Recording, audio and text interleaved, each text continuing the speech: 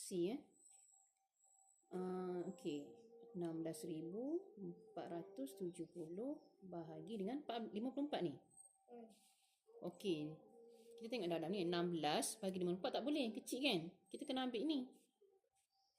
Tambah lagi satu digit. 164 bahagi 54 boleh lah kan? Dia kena besar yang dalam ni.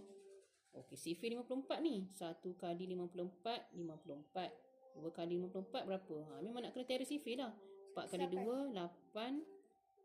Ni nak hampir-hampir dah ni. 3 kali 54, 4 kali 3, 12.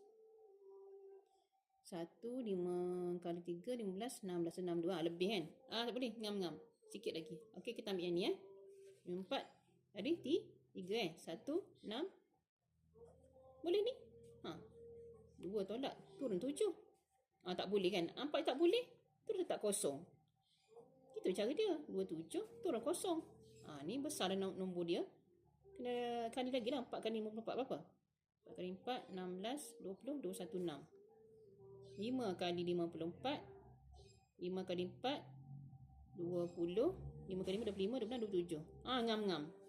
54 kali 5 adalah 270.